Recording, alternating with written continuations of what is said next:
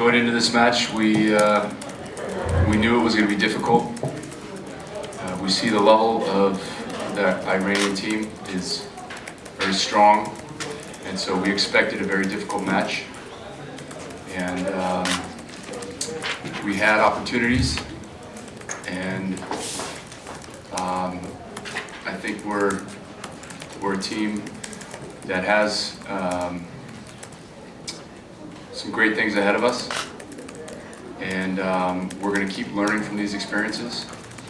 And this was a good learning experience, and there's definitely things we'd like to do differently. And I think that we're going to take a lot from this match, and it's going to be very valuable to us in the future. Playing against USA is always very hard to us because they play modern volleyball, and we knew that they had a strong player, and it was unbelievable for us because in the fourth set nobody believed that we can win the game, and I think all the people they were waiting to finish the game, but our substitution changed the game, and our number 11 and number 13 they were perfect today, and also our second setter they helped us a lot, and we showed that we play as a team and we play with 12 players, and it was a great match for us. It has been 3 years since the head coach Velasco come to join your team, and then I wanted to know what your impression, what has it been changed since the Mr. Velasco became your team head coach as a team and as yourself as a player? We had a lot of improving our job when Mr. Velasco come to Iran, but I think he knew that Iran has a lot of players, but he works about our mentality, and he changed our mentality about volleyball, because we played just in Asia, and we didn't have a lot experience in the international matches with European team or American team, and he realized that, and he know our characteristic in Iranian player, and I think the more changes is about our mentality about volleyball. Difficult to be on the other side of the match from yesterday, where we were so excited about winning in 5, and now we're on the other side. I felt really a key element to this match was the first set. I didn't think that we came out and attacked the ball from the front court and the service line like we needed to. I don't know if we weren't fully prepared to play, or we just weren't as focused as we needed to be. And so I didn't think we executed very well early, and that may have cost us the first set, because I thought that we actually came back in that set pretty well and had an opportunity. And then once we got our momentum going, we were good in 2 and 3.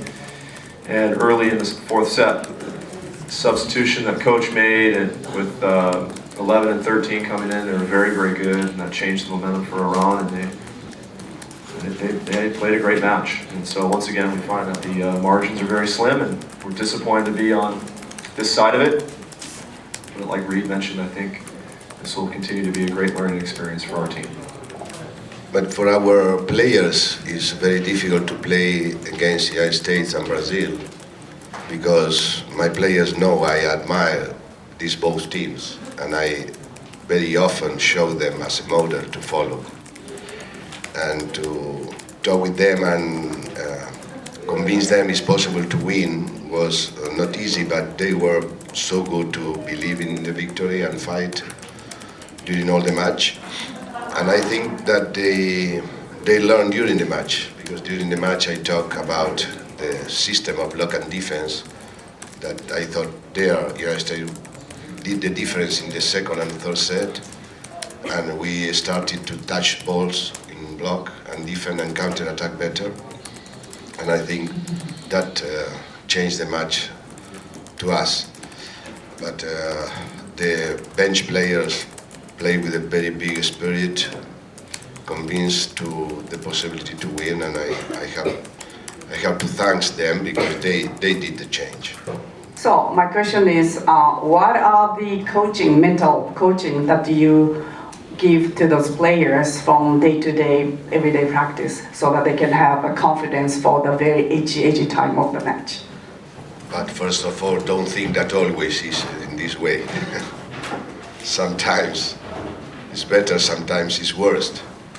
Today was a good day, especially for the bench players who entered.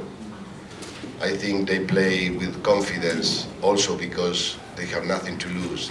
The match were going out and they enter 3 players and they play to do all they can to win. How to work the confidence is very complex to explain in a press conference. But I think I can say only one thing. I think it's important the coach like his players, even if they are not the best. This is the first thing to give confidence to them. I think in general we're trying to have our guys be as aggressive as possible at all times. In terms of how we specify serving targets, we talk about that throughout the course of the match and maybe tactically who we're going to be serving, and we hope that we can be effective in that execution. I don't think we were particularly effective as I would have liked today. I thought that Libero played quite well and we served him a bunch. So there's different players that need different things too. So we have to take an individual case-by-case basis, of course, but in the end we want our guys to feel free and aggressive and confident that they can go for it when they need to. Yes, I agree with the American coach. I only want to add that I don't think that when it is a mistake in service, it's because the player risk the service. I think that when it is a mistake in service, it's a technical mistake. But, for example, nobody say when a spiker attack out, he risk the attack. Everybody say it's a technical mistake. But with service, when serve very wrong, very out or in the middle of the net, too much people, especially journalists in television, say he risks the service. This is not good for young players. This is a technical mistake. What is true is that in service, it is like penalty in football. I mean, it is a psychological situation because the player is the only situation of the game who is alone. He knows he's alone. The fault is his fault.